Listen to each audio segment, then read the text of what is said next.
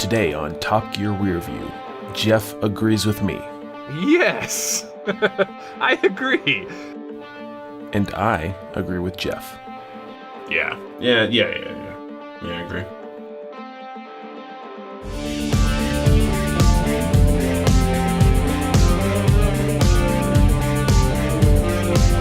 Welcome, everybody, to Top Gear Rearview. Tonight we are taking a look back at Series 1, Episode 4. This episode aired November 10th of 2002 with special guest in and reasonably priced car, Steve Coogan.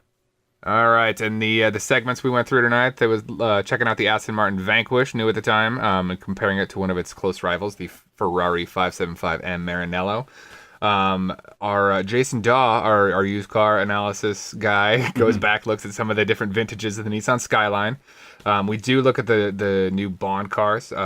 This came out at the same time as Die Another Day. We'll get into that. And then the sort of challenge for the episode was looking at the F1 competitors, but their sedans and their respective lap times. So getting right into it, the Vanquish compared to the DB7. Oh my God, this was a breath of fresh air. Well, I mean, we talked about the DB7 in the last episode, and I think I said I wish it was a Vanquish because the DB7 looks like garbage. Yep. And this thing is, it is so much better. They hit the mark on this one. It's really, really one of my favorite cars. Yeah, I agree. This one, that body style stuck around for a while. I think it went at least all the way into the DBS, and it's a great looking car. I mean, that was kind of my first. I remember when I getting into cars. You know, this was the first Aston Martin that I really saw. I vividly remember seeing the Vanquish and being like, that's a good looking car. Yes, it's very much so. They've done a good job, and Clarkson's talks at the very beginning about what they've tried to do to lighten it up because it looks beefy. It looks hulking. It's got solid, it looks like shoulders on it. It's nice and wide and stuff like that. So I bet it probably weighs, they said it weighs quite a bit, but it's not light. No, it's not a little car, not a little engine. But they really did a good job on the styling of that one. Yeah, speaking of the engine, this is a throwback to one of our episodes, just one of the last ones, I think. So this is the 5.9 liter V12 from Aston. It puts out 460 horsepower, and if you recall, I mentioned something about mashing two Ford V6s together to make a V12. This is that engine. Okay, there you go. So this is two Ford 3-liter Duratex that Cosworth actually kind of machines and mushes together, and there's a V12. Oh, okay. Yeah. Well, that's interesting. And then mates with apparently just a garbage gearbox. So that's another interesting thing. So this is a unique one because it was an F1 style. It has a clutch pedal, and really what it is it's a manual transmission with robots and motors that control the actual shifting. Yes. Nobody liked this transmission. Yeah, so one thing I wrote down here before I did any research, he was commenting that because of the gearbox, you can't just dump it off the line. You can't get a good start because you're going to bog down the clutch. And I sat there thinking, well, why the hell is there a clutch on a flappy paddle gearbox? Because this is like old school sort of flappy paddle. That's interesting. Yeah, that sounds awful. Yeah, I cannot imagine driving it. Now, one of the other podcasts that I listen to on the regular, Smoking Tire, the host there, Matt Farah, actually owns an 03 V12 Vanquish, and he had that thing sent back to Aston in the UK, and they will convert it to a proper manual. It's not cheap, and it's not quick. But, he was like, he hated that enough that he sent it over, they switched it, and then they sent it back. So it's, that's, I think, Clarkson's complaints on that gearbox were very common across anybody that owned it. It was such a weird one. I mean, if you think about the concept, I kind of get what they're going for, but it's just strange. Yeah, they're just trying to push the envelope a little bit and just kind of missed the mark on it. I had a comment here so Clarkson is in the studio talking about the Aston Martin Vanquish, and he said, and it's the kind of car you want to take to the Riviera. But this is Britain, so we don't have a Riviera. So I took it to the Isle of Wight instead. And I thought to myself, give about 5 or 6 years, he would just go to the Riviera, the French Riviera, for this. Yep. Yeah, that's the difference in budgets on Top Gear. It's now versus or later versus sooner. Yeah, agreed. Yeah, it's a V12 Grand Tourer. Like, that's speaking of the hulking and the kind of like, it's a big car. This is not a supercar. I mean, it is kind of a supercar, but it's more the like gentleman supercar. You're not ripping this thing around the track at full speed. You're mostly taking it as your Riviera car. So. I mean, for the time, it's probably just not enough power for the size, and it really. Yep. I mean, Aston Martins are not the commercially available ones. Most. I guess except for maybe the 177. Yeah, 177 is not commercially available. That was an elite status car. So other than the 177, they're not race cars. No. They're not meant to be like ideal handling, Ferrari competitors. They might be in the same market as someone buying a Ferrari, but someone buying a Ferrari generally isn't buying it to race it. Yeah. They're buying it to drive it around the Riviera. Agreed. And so that's what Aston Martin's good at. So, they got this gearbox on it. It's big, it's heavy. 460 horsepower it's pretty good for the time. But it's not knocking the socks off anything with how heavy it is. It's interesting that it's still so heavy, but it's got a full carbon fiber body on it. Did it? It's what he said. It has a new type of chassis which is theoretically very, very light. And the body is made of carbon fiber for the same reason. But it was still considerably heavier than the 575 that they tested alongside with it. Okay. Oh yeah, there's certainly carbon fiber body panels and aluminum chassis. So yeah, man, with that said, I can't that should be a faster car, but such it is. So I think they talked a lot about how kind of heavy it was. Maybe they're just making an analogy there. But when you get down to the lap times, and we'll get to this some more later, they were only 1 second off the 575 Vanquish. Yeah. So maybe it really isn't that heavy, and they're just maybe giving a little bit too much to the 575. It's 1,700 kilograms. Now, what is that in English? I have to look it up. That would be about 3,800 pounds. So that's not. That's a heavy car. It's heavy for that kind of car. I mean, like that's your typical sedan at this point. But that's supposed to, given its carbon fiber body, aluminum chassis, yeah, that's heavy. I'm sure it's a large portion of that's the engine. I mean, just that's a beefy engine. That's the Ford Duratec is the Ford Workhorse V6. So that thing was meant to last, not necessarily meant to be like hyperspace, super light, awesome. So you said the Vanquish came out to be how many pounds? It was about 3,850. The Ferrari 575M is 3,815. All right. Well, that did have 50 more horsepower though. It does. Yeah. 55. Yeah. Yeah. So interestingly, I was looking at the competitor Ferrari of the time, and there's a site that I've been frequenting to compare specs, and they were actually putting the Vanquish up against the 456, which is a little closer. It's 442 horsepower. Obviously, not the big, nice V12 Grand Tourer, and not as pretty of a car.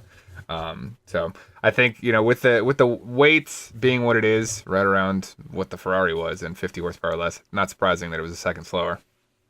Yeah, I agree. Yeah. So rolling right into the Ferrari, that's a 5.7 liter V12, right in the same neighborhood. I don't believe that was forced induction. So do you really? I mean, it's just it's a Ferrari engine, so it's going to have your flat plane crank, and it's going to be a little higher revving, a little lighter. But other than that, really similar cars, front engine, and Grand Tourers.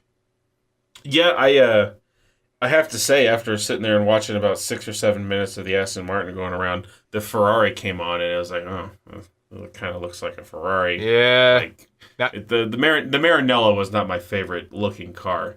I think the hood scoop in the middle kind of looks a little goofy. Really? Interesting. I don't really like the hood scoop on it, but I have to say that the 575 was driven down on the Isle of Wight with Clarkson by one Damon Hill. Yes, sir. Who was a Formula One world champion in 1996. So knows what he's talking about. I think the last British world champion before Lewis Hamilton won it back in 07 or 08. So at the time was a big race car driver in the UK for sure. All right. I did pull a couple other comps to these ones, and there's not a lot out there. I mean, the V12 Grand Tour, your other one, I guess, would kind of be a Murcielago, or Murcielago, depending on how you want to pronounce it. That's a V12, but it's not really a Grand Tour. I mean, that's a Lambo. That's just a loud, obnoxious thing. category of its own for sure. Now, curiously, I took one more and I put it up here just because the power and whatnot kind of line up. I put it up against the Viper SRT10, which again, not a Grand Tourer and more brash and screamy than than classy and refined, but power and number wise, they line up pretty well. Yeah, it certainly has the I won't say style, the chassis, front engine, rear drive, kind of that big long bonnet low to the ground. It is not as refined as either of these two cars. Yeah. And it's interesting because much later in Top Gear, they actually do a quote-unquote Grand Tour of the United States, and Hammond chooses the Viper. As you do. It kind of falls right into that. Yeah, I mean, he's the one that would choose the Viper, but I don't know if it's not anyone in their right mind would choose the Viper. You don't like burning your leg on your exhaust when you get out of your car? Yeah. I guess he chose a newish one. Yeah. Newish. Yeah. They did run both of these cars around the track. It was wet. I think underlined wet on this one. It was wet. Looking at the footage. Sopping, standing water wet. Yes, sir. The Vanquish did it in 136, and the 575 with the handling pack. They made a note to say that. Yep. Not the stock 575, but the handling pack 575. Made it in 135, so just 1 second faster. I think take the 4 seconds off those. At least with that water out there, maybe 5, but yeah. So I mean, we don't on the podcast, Jeff. We don't have the benefit of having a visual board with marker scrawled times written on it. So I think we might need to do something. We'll have to kind of come up with some sort of system to rank these cars. Now, I don't think that just time is sufficient. No. As Top Gear uses. I think there has to be some segment of the score, if you will, based on cost, based on time, probably mostly based on time, but I think cost is a big important thing. Mm-hmm. Like, is it more impressive that the Westfield went around the same time as the Zonda? Yes, because it costs like a tenth of a Zonda. Yeah. And then I think there has to be some sort of subjective value in it.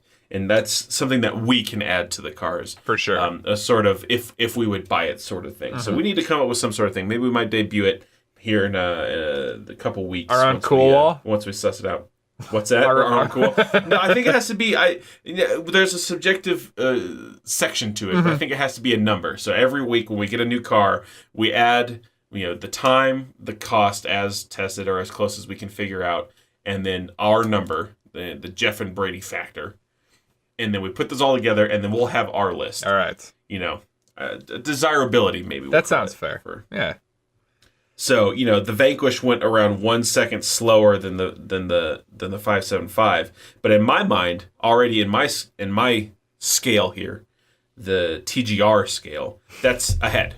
Because it's so a lot more desirable. Looking. I don't know. A lot more desirable. It's they're totally different cars. I mean, it feels like the Ferrari is, because that is a holdover from the 550 Maranello in terms of the looks and whatnot, and it's a lot of it kind of seemed like they phoned it in some portions of it, but I mean, it's still a great car, but like they replaced that one with a 599 GTB, and that's just I really like that one, and then the F12, and I mean, those are some really good looking Grand Tourers.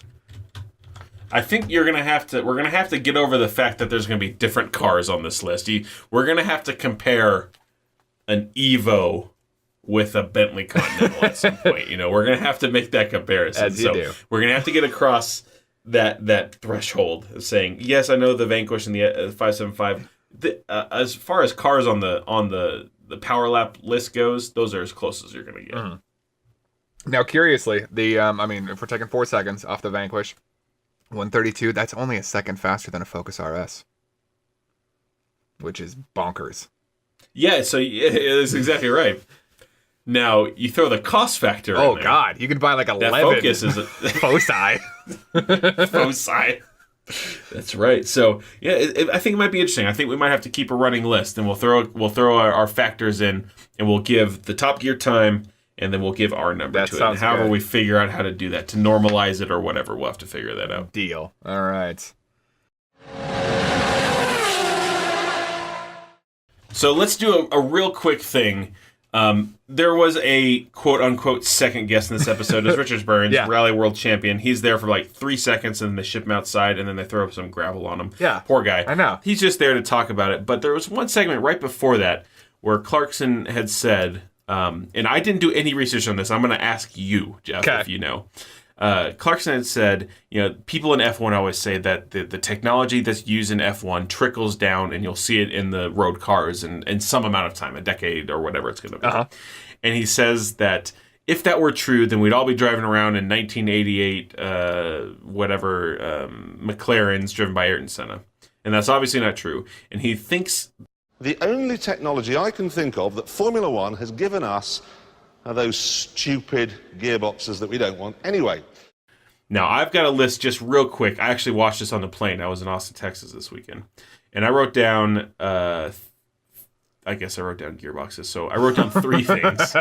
And one of them's a little more subjective. But did or didn't F1 develop traction control, like as a means for them to continue to put power down on loose grip, oily, slick, and wet roads? I would imagine that could be a trickle down. I know it was on motorcycle from the MotoGP stuff. Like that motorcycles today have traction control largely based on those systems, and it would make sense. Well, MotoGP is essentially the F1 of motorcycles. It really is, yeah. But it would make sense that would be a trickle down. I mean, okay. I would imagine there might be some kind of cross development with like, I don't know, probably Volvo or Saab or somebody doing some crazy thing. But yeah, it makes sense. I'd buy that. All right. What about brake technology and specifically ceramic brakes? Oh, for sure. Yeah. I think absolutely. Yeah. And those are on, I mean, it's not on a lot of cars. I would but it's say on cars that are within reason. 15 years ago, though, I don't think it was. I don't know if you could get a lot of ceramic brake packages back then. I mean, they're really only hitting like cars that I could, in theory, afford, like the GT350R, the Mustang. Now, and I mean, that'd still be pushing my budget, but like I want to say this is the first time I'd really heard of ceramic brakes was more like later in the 2000s. Okay, so the time of recording of this episode, no. Yeah, it might not be applicable. Traction control, yes. Yeah. Probably. Yep. Ceramic brakes, no. And then I have this one I just have written down. I have aerodynamics. I mean, sort of. Aerodynamics have kind of been around for a while, so... I think they did a lot in the 90s with the rear diffuser and underbody aerodynamics. That I would agree with. I think has come out a lot in, like, you even see it in some of the late 90s, early 2000s. Corvettes have like this rear diffuser. I don't know if it's more for show, but in that sort of thing, the underbody dynamics, they definitely have taken a lot of time in developing, and that has trickled down because it's very effective. And again, I had no research here at all. I would guess that a lot of the earlier aerodynamic studies were more like, coefficient of drag, front angle or front area and all that kind of stuff. Whereas, you kind of have to look at the whole package in an F1 car, and a lot of that is the underbody because you get some crazy turbulence going between the bottom of the body and the road surface. And I'd say that wind tunnel testing and that kind of stuff really evolved out of F1. Absolutely. Creating low pressure underneath the car to suck it down to the road. Exactly. Actually, I saw a picture just the other day of Niki Lauda drove a car for one race that actually had a gigantic fan. I remember on the back that. of the car Yeah. that actually created a vacuum underneath the car, and they just could corner at whatever speed they wanted. Yeah, it just did not let go. Yeah. I just made a few notes on that. Maybe it's I'm remembering F1 now in 2017 versus 2002, but I feel like a lot has come from F1 and been put onto a lot of cars. I imagine a lot of that, like I said, is probably kind of the same, like parallel development, where you got some of the car companies that are looking at safety features like traction control, and it just happens to also be in the works in F1, and there's kind of cross development. Whereas things like the sequential manual, I mean that's definitely an F1 carryover. Yeah. And from what I've heard, I've never driven a sequential manual. And it's like the E46 M3 came with one, and it was not particularly loved. But I think it's more suited in a race car. Probably. I like rowing my own gears, and I like being able to skip from like third to first or whatever. All right, let's talk about this Jason Dahl review.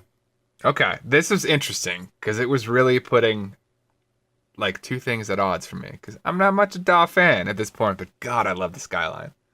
Well, yeah, I don't think that you don't have to take one and then also take the other. Agreed. They can be mutually exclusive. True. But so this is the first full Jason Daw review. The segment, yes.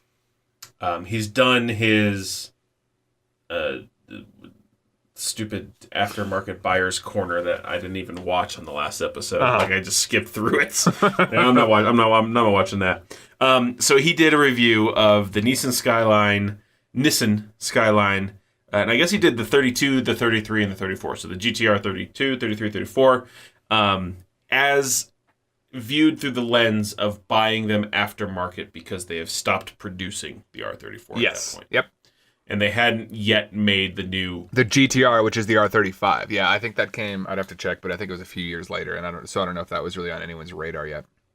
So he does this, talking about these as a potential buy on the secondhand market. He made a comment. I have this right there. He made a comment right at the very beginning that the Japanese have really only produced one real sport supercar. And he said it's the Skyline. You know, I heard the same thing, and I started thinking about it, and I was like, oh, man, I really got to agree there. Like, I can't think of anything else at that point in time that competes with it. I mean, you got the... What about the NSX? The NSX, if you look at the number ratings, like, they actually kind of line up pretty well, and they will be testing the NSX Type R in a couple episodes. But, I mean, I don't know. It didn't quite...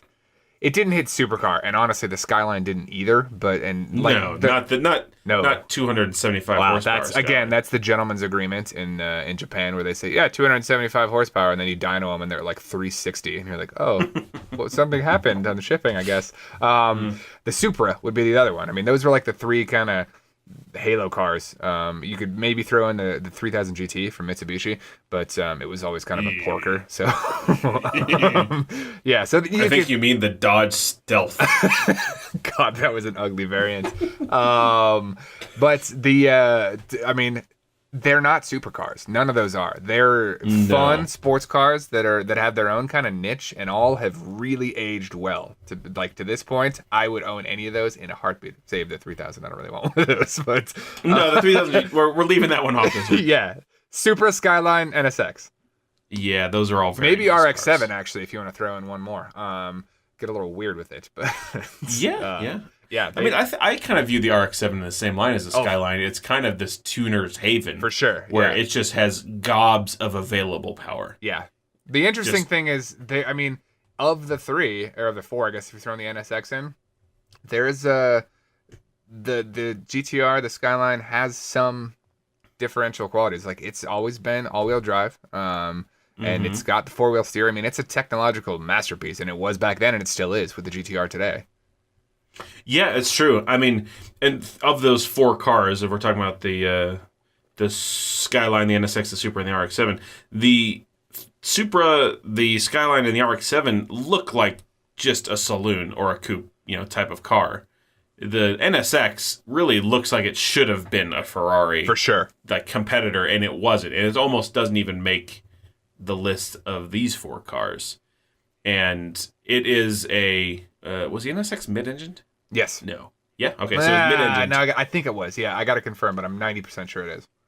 The other three are front-engined. And I agree. I completely agree that the R34, I guess all of the Skylines, they even talk about how they came into the Australian touring car series, and that they had to change the rules to ban them. Do you know what rules they changed? What was it?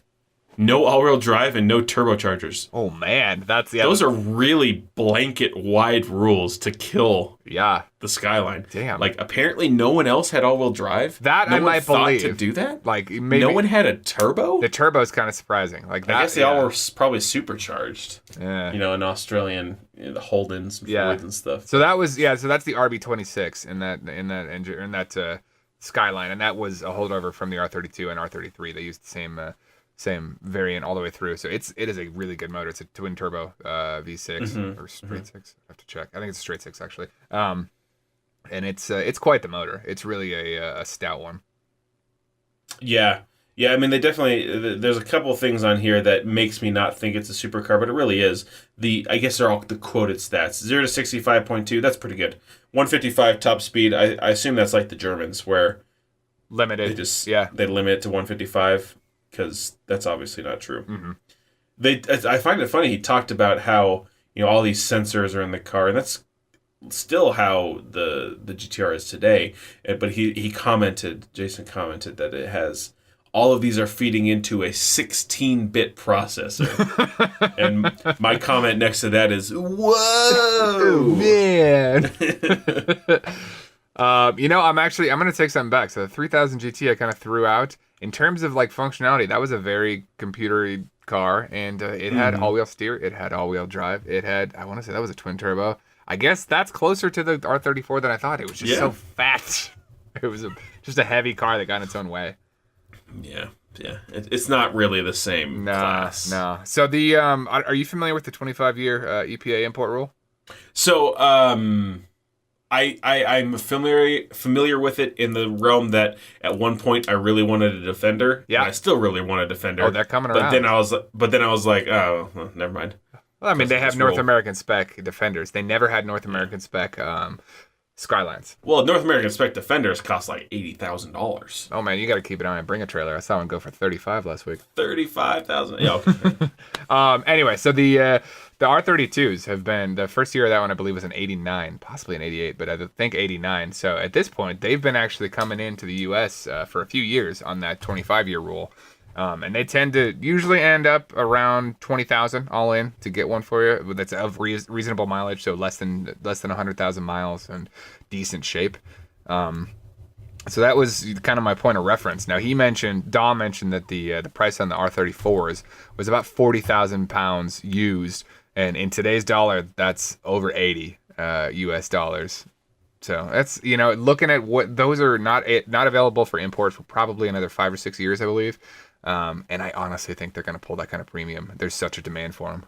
Oh, absolutely. Once they come in legally, there's gonna be gobs of people lining up to try to buy them.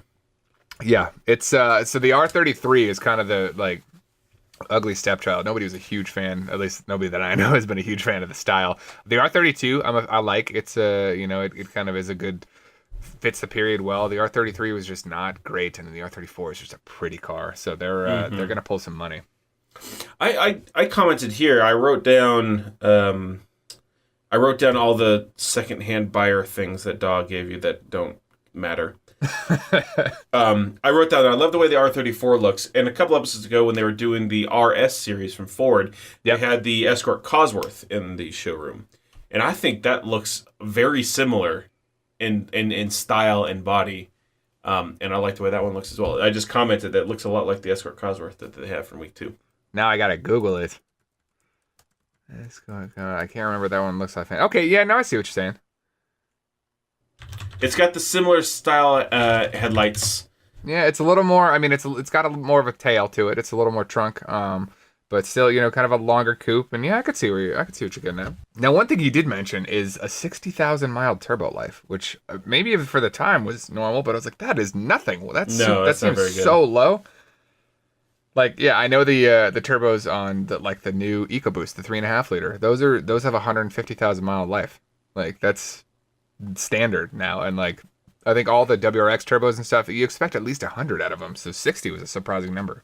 I wonder if maybe they were tuned a little more for business than pleasure, and and shortened their life by upping the output a little bit. Yeah, it could be. Yeah, because going fast is the business side of that equation instead of the pleasure side of that equation. It was good to see, and it was like I said, interesting juxtaposition to be like, oh, I'm not really sad to see you go, Mr. Daw, but that is a car that I love, so keep talking. Well, we're gonna get more Daw next episode. Woohoo!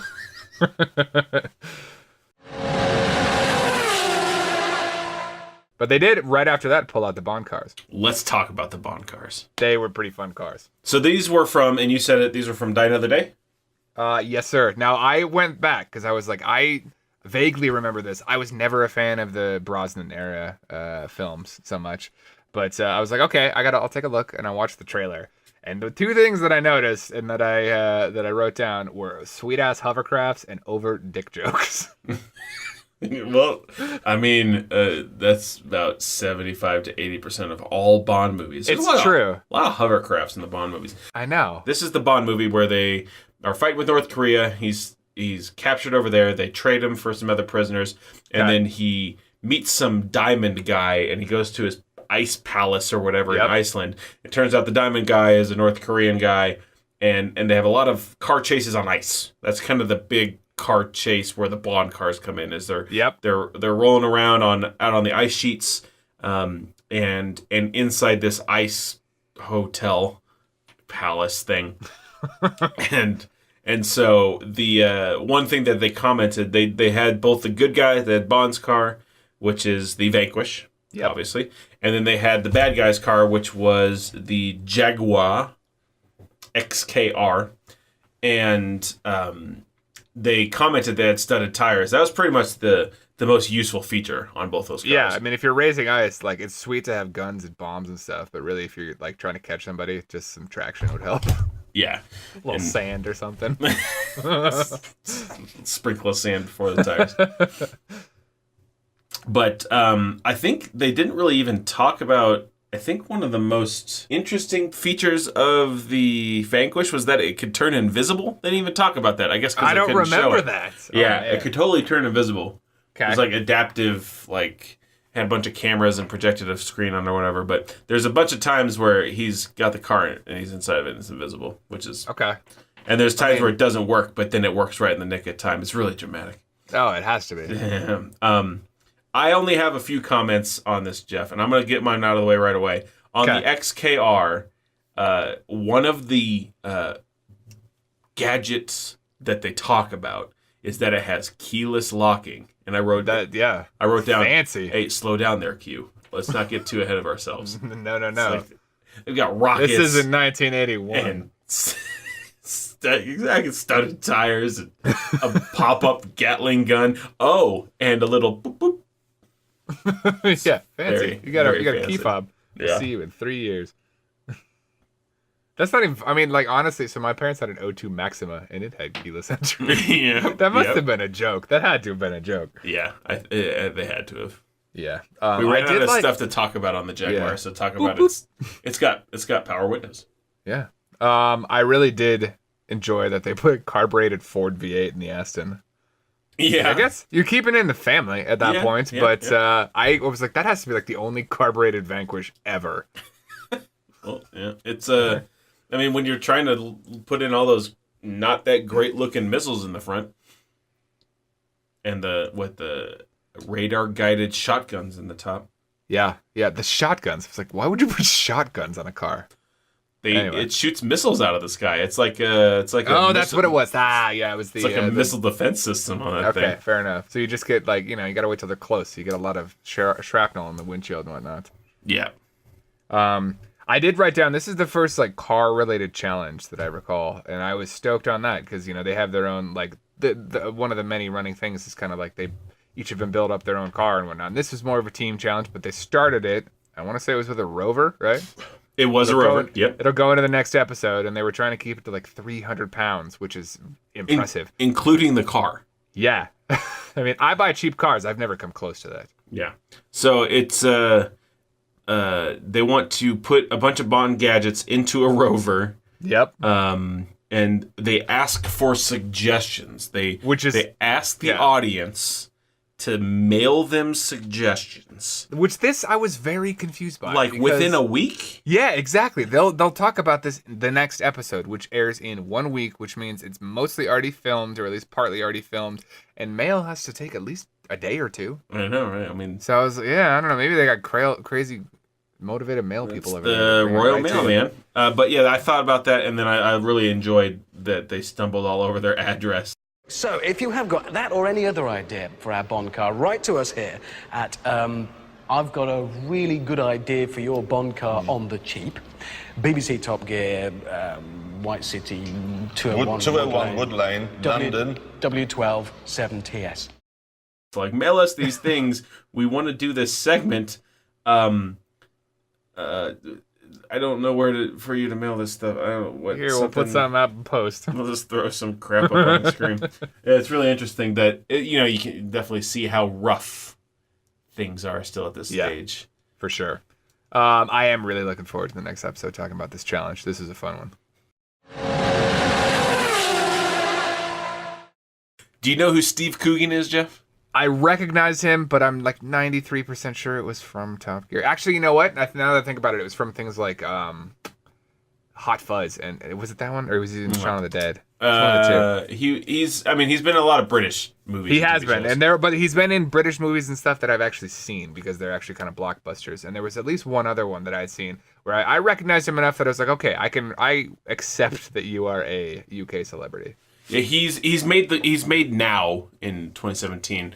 He's definitely made the crossover into American movies. He was a pretty big character in The Other Guys with Will Ferrell and Marky Mark, which was a hilarious movie, and he's good in that. But he's very well known in the UK for his character acting. He does comedic character acting. They played a few bits of his Alan Partridge character talking about his Lexus/Lexi, which was funny. It was really good. But yeah, that's what he's known for. He's had a few shows on his own. British television has a lot of sketch comedy shows. Think Monty Python and that Mitchell and Webb look and stuff like that.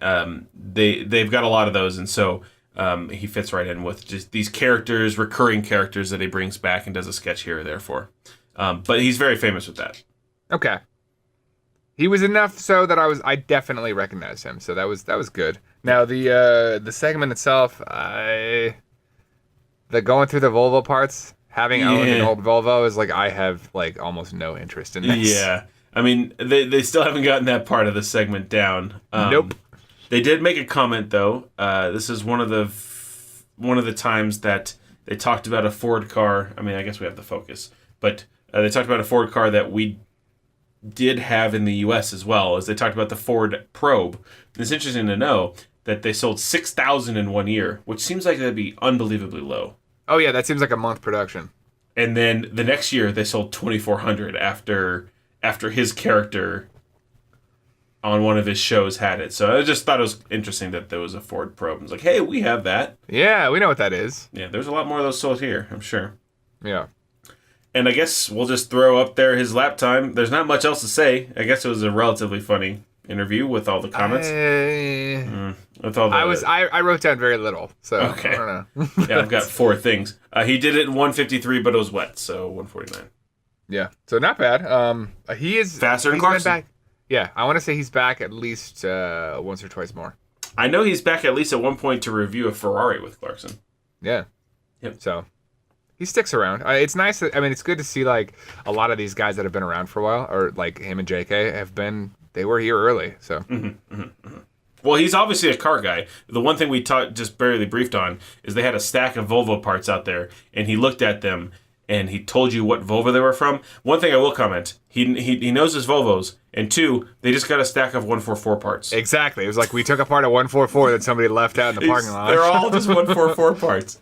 But he was able to identify them. So he's obviously a car guy, so this kind of shows his thing. It's a chat show and a car show, so it's right up his alley. Fair enough. All right, so on to the challenge.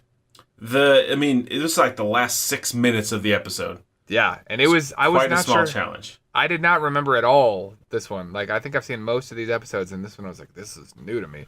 And yeah, to put the premise out there, they took all of the competing teams in Formula One, or competing, makes basically, and kind of took their mid-range, like 2-ish liter sedan and ran them around the track. So I was really hoping, because Hammond makes a point to go through and kind of put them all in the grid in their respective positions based on arbitrary things. Well, there's one reason you put people in a grid is so they all race together. Yeah, and that's what I was hoping. And they were like, and we only have one Stig. And I was like, It's not gonna work. It's not gonna work at all. We need I was rainbow hoping it was sticks. going to be like one of the times where they get like all the touring car racers and they drive buses around and they destroy them all. Yes. That's what I was hoping it was going to be.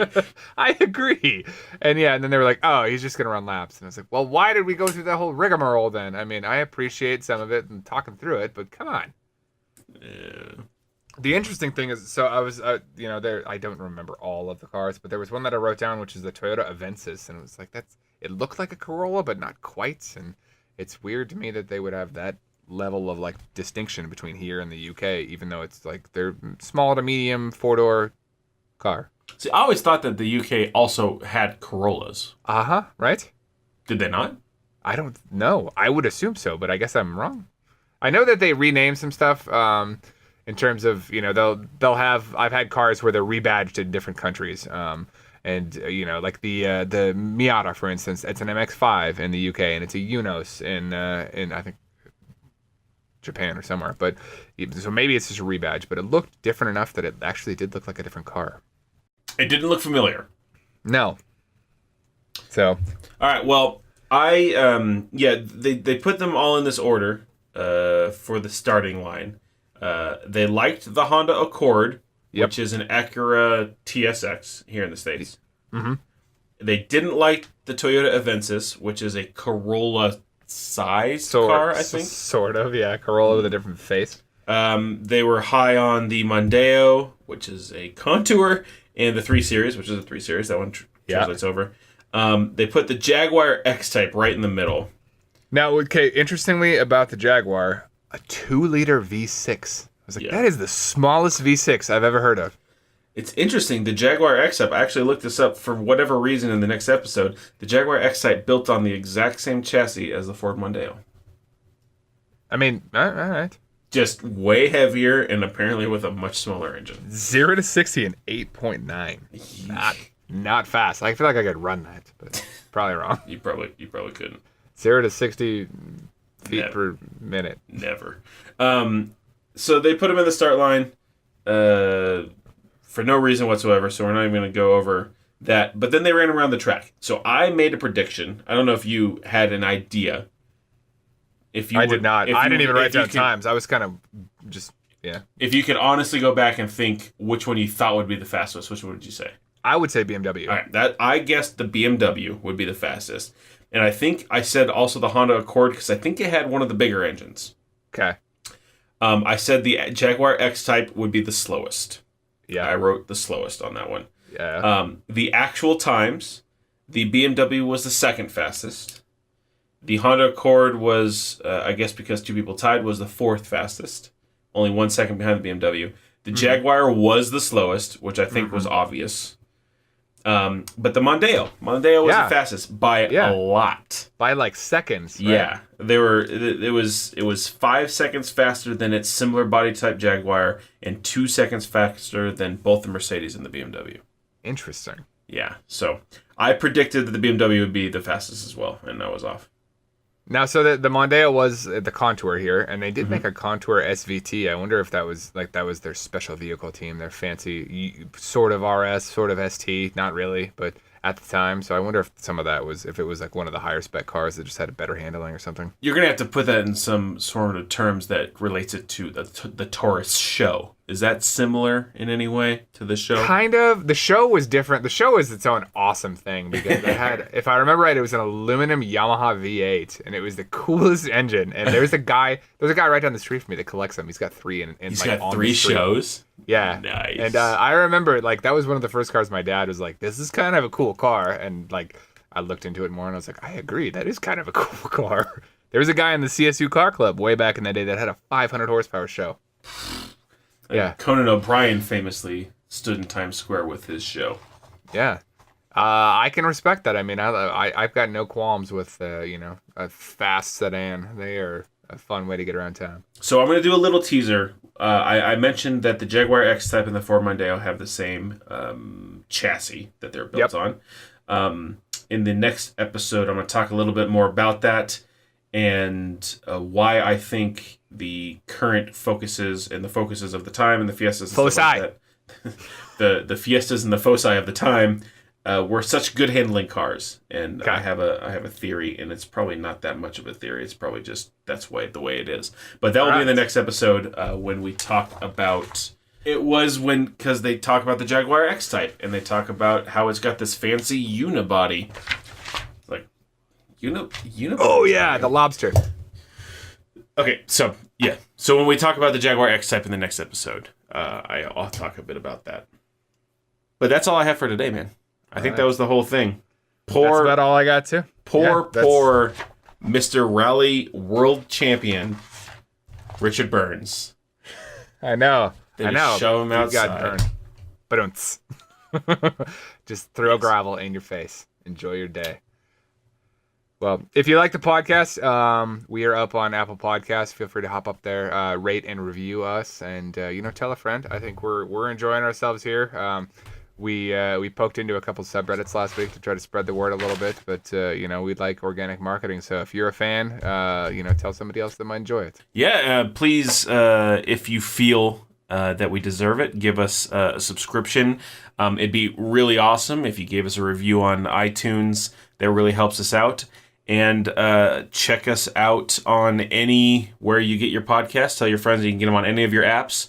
We're on Stitcher, Google Play, and iTunes, which I think are the main three that you have to subscribe to get it out to everybody. So we should be everywhere. We're also going to start a YouTube channel soon. If you would like to have a YouTube-generated transcript of the episodes to help you out if you want to ever look at that. And hopefully we'll see you guys soon. Yeah, we do have a Facebook page too. I started that up last week, so if you want to follow the ongoings there, and we are going to be switching to a weekly podcast in the near term. We've decided that we can definitely handle a couple of these at a time, so we're going to be releasing every episode on a weekly basis. So every Friday, 9 a.m. Mountain, you should be able to find us here with a new episode. The show, the podcast really lends itself to weekly updates, so I hope that it does. That keeps you guys more interested in what we're talking about. Yeah. All right, buddy. Well, I will see you back here shortly for episode 5. Later.